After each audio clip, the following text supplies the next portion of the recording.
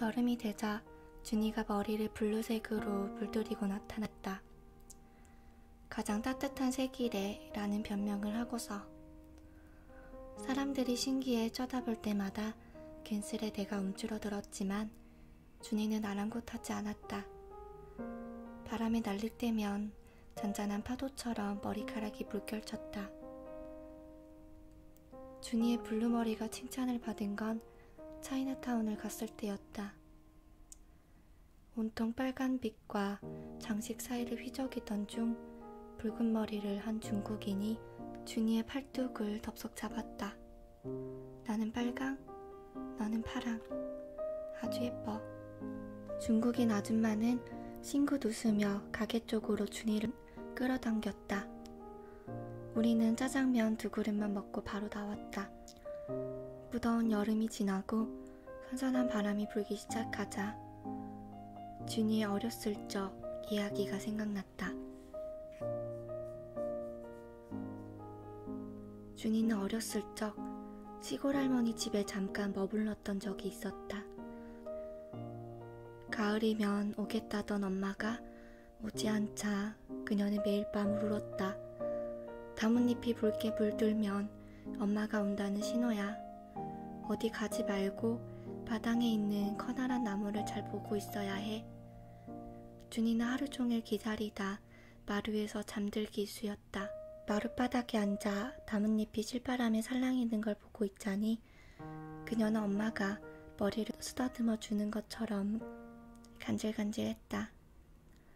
할머니가 등을 톡톡 두드려주면 나뭇잎이 푸스스. 언제나 일어나 보면 짙은 어둠 속에서 강아지 한 마리가 얼굴을 핥고 있었다. 할머니, 엄마. 할머니와 엄마를 번갈아 가면서 부르다가 아무도 오지 않으면 이내 눈물이 고이고 목소리가 떨리고 눈물과 콧물, 침이 주르륵 흘렀다.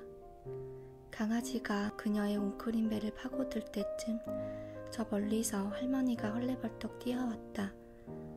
손에는 꿀통을 들고서 준이의 입 안으로 꿀을 한 숟가락 가득 넣어줬다.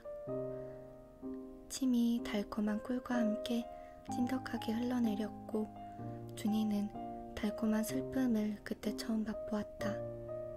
슬픈데 달달한 맛이 나는 아주 따뜻한 경험이었다. 준이는 나뭇잎이 다 떨어지고 가지들이 바짝 말라서야 엄마를 만날 수 있었다. 맞잡은 엄마 손이 어찌나 차가웠는지 서울로 올라가는 기차 안에서 그녀는 잠을 한숨도 못 잤다. 부드럽고 따뜻했던 손이 거칠고 차가워 아주 어렸을 적 딱 한 번 잡아본 아빠의 손 같아서 엄마의 얼굴에서 눈을 뗄 수가 없었다. 씩씩하게 밤낮으로 우러제낀 준이는 달리기 선수가 되었다. 달리기를 배워본 적 없던 그녀는 길쭉한 다리로 달리는 법을 본능적으로 알았다. 체육 시간이면 매일 계단에 앉아 아이들의 뛰는 모습만 바라보던 나에겐 준이보다 멋있어 보이는 여자는 없었다. 하늘의 구름을 가르는 비행기 소리, 준이가 운동장을 힘차게 달려나가는 소리, 뻗어가는 소리가 좋았던 나는 봄을 좋아했다. 무엇이든 쭉쭉 자라나고 성장하고 펑펑 피어나는 계절, 폭죽처럼 벚꽃처럼 아름답게 튕겨져 봤으면 싶었다. 오른쪽 발목이 심하게 휘었다. 휘청거리며 팔자걸음으로 걷는 나를 준이는 펭귄이라 불렀다. 준이가 어렸을 적 펭귄을 TV에서 보고 아주 크게 웃은 적이 있다고 했다. 천천히 뒤뚱뒤뚱 집중해서 걷는 모습이 너무 웃겨 마발이 튀어나올 정도였다고. 그리고 나의 걸음걸이를 본 순간에도 같은 반응이었다. 푸핫. 준이가 펑하고 터졌다. 나 대신 폭죽보다 벚꽃보다 크게 팡. 목구멍이 보이게 웃는 준이가 참으로 멋있으면서도 좋았다. 준이는 여름이 다 가기 전에 여행을 가자고 했다. 갑작스러운 제안이었다. 여행은 장소가 정해지지 않았고 단지 별을 잘 보고 오는 게 목표였다. 목적은 있지만 계획이 없는 여행이었다. 허무맹랑한 소리에 아무런 의견도 제시하지 못한 나는 어느새 준이 옆자리에 앉아 별이 잘 보이는 곳을 검색하고 있었다. 준이는 발로 달리기 외에는 잘하는 게 없었다. 특히 있는 힘껏 발바닥을 차보기만 했지 힘을 조절해가며 엑셀과 브레이크를 밟는 데는 영 소질이 없었다. 덕분에 그녀의 달리기 실력이 무색할 만큼 차는 도로에서 나만큼이나 느렸다. 덜컹덜컹 각자 왼쪽 오른쪽 짐을 나눠 실었는데 균형이 안 맞았다. 검색 결과 강원도 천문대가 추천지역으로 떴다. 무작정 출발한 준이는 강원도와 반대 방향으로 고속도로를 타고 있었다. 정말로 별만 보고 오는 여행이 될 것 같았다. 별이 왜 보고 싶은데? 준이는 강한 햇빛에 눈을 잔뜩 찡그리며 대답했다. 별은 반짝이는데도 눈이 안 부시잖아. 반짝임에도 어둠을 뒤덮지 않잖아. 참 남에게 피해 안 주는 게 좋아. 참으로 준이다운 생각이었다. 준이가 달리기를 하다 넘어진 건 누구의 탓도 아니었다. 그냥 운이 나쁜 것 뿐이었다. 그런 일이 참 세상에는 많았다. 태어날 때부터 나의 발몽이 기형이었던 것이 누구의 탓도 잘못도 아니었듯이 말이다. 준이가 흙이 잔뜩 묻은 얼굴로 씩씩거리던 모습이 떠올랐다. 뜨거운 햇볕이 준이에게 커다란 그림자를 만들어줬다. 땀방울이 모래에 툭툭 박히고 준이는 달콤한 꿀 대신 까끌거리는 모래를 입안에 분 채 울먹였다. 눈물이 툭툭 뜨거운 모래 위로 떨어졌다. 나는 운동장 계단에서 준이를 바라봤었다. 가만히 보기만 했다. 아무것도 해줄 게 없었다. 우리의 차는 빙글빙글 돌아 해가 넘어서야 강원도에 들어섰다. 천문대의 문은 한참 전에 닫힌 후였다. 방향을 잃은 우리는 무조건 깊숙이 차를 내몰았다. 방향이 아니라 감각에 의지했다. 평평했던 땅이 울퉁불퉁해지고 잔잔하던 가로등불이 하나둘씩 사라지고 작게나마 들려오던 인기척 소리가 멈출 때까지 계속 달렸다. 모든 소음과 빛이 사라져서야 차에서 내렸다. 무서움도 잠시 우리는 목이 꺾여라 고개를 젖히고 하늘을 보며 소리를 질렀다. 바람이 솔솔 불어왔다. 나뭇잎에 바람이 닿자 둔하면서도 가벼운 소리가 들려왔다. 바람이 나무를 지나 우리에게 재빨리 달려왔다. 준이의 푸른색 머리카락이 순식간에 물결쳤다. 싹 갈라지고 퍼지고 피어나는 소리, 곧게 뻗고 달려가는 소리. 파도 같은 바람이 지나가자 더욱더 깊은 고요함이 찾아왔다. 외롭지 않았어? 준이를 바라보며 물었다. 이내 준이가 고개를 돌려 나를 바라봤다. 어쩔 수 없잖아. 준이가 늘 나에게 해줬던 말이었다. 완전하지 않은 건 누구의 탓도 잘못도 아니니 어쩔 수 없는 거야. 준이가 부러웠었다. 튼튼한 다리로 직선으로 누구보다 빨리 뻗어나갈 수 있는 사람이어서. 준이가 1년 넘게 준비한 데에서 넘어졌을 때 한참 동안 그 자리에서 벗어나지 못하고 있을 때 나는 달려가지 못했다. 반짝이는 별을 아래로 활짝 웃는 준이의 손을 가만히 잡아주었다. 준이가 말했다. 작은 별들이 너무 아름답게 반짝이지 않아? 내가 대답했다. 아주 어두운 밤이라 그래. 선선한 여름, 하늘에서 별이 쏟아지는 캄캄한 밤이었다.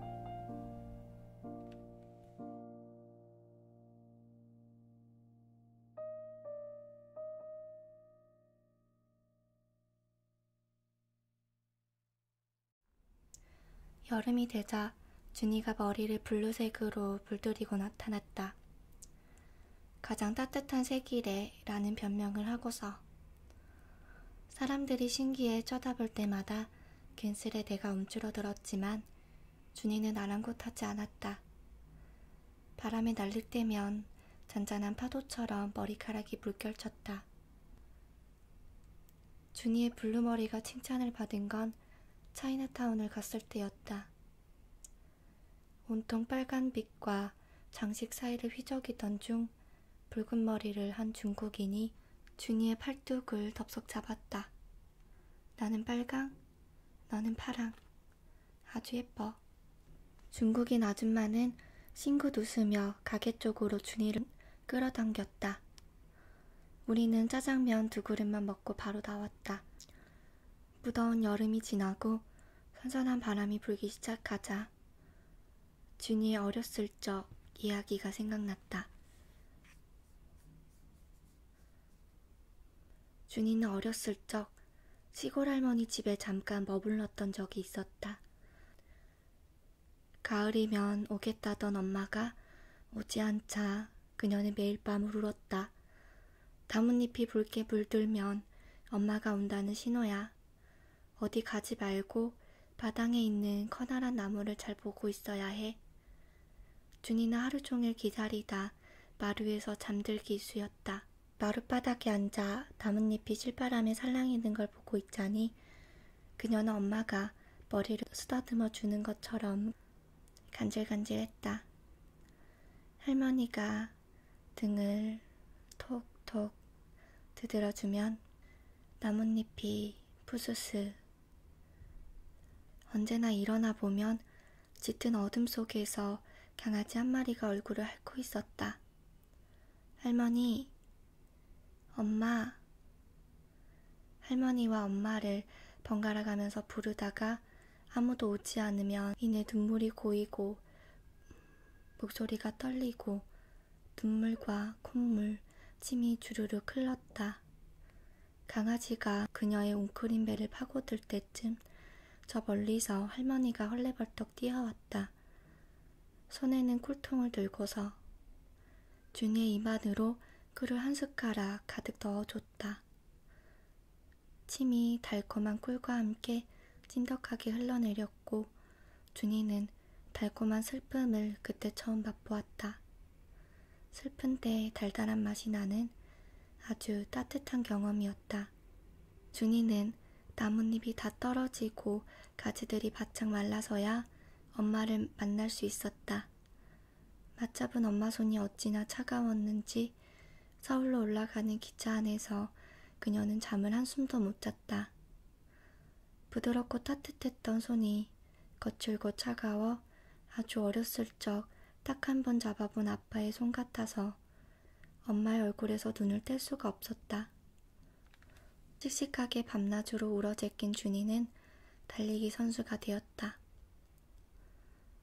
달리기를 배워본 적 없던 그녀는 길쭉한 다리로 달리는 법을 본능적으로 알았다. 체육 시간이면 매일 계단에 앉아 아이들의 뛰는 모습만 바라보던 나에겐 준이보다 멋있어 보이는 여자는 없었다. 하늘의 구름을 가르는 비행기 소리, 준이가 운동장을 힘차게 달려나가는 소리, 뻗어가는 소리가 좋았던 나는 봄을 좋아했다. 무엇이든 쭉쭉 자라나고 성장하고 펑펑 피어나는 계절, 폭죽처럼 벚꽃처럼 아름답게 튕겨져 봤으면 싶었다. 오른쪽 발목이 심하게 휘었다. 휘청거리며 팔자걸음으로 걷는 나를 준이는 펭귄이라 불렀다. 준이가 어렸을 적 펭귄을 TV에서 보고 아주 크게 웃은 적이 있다고 했다.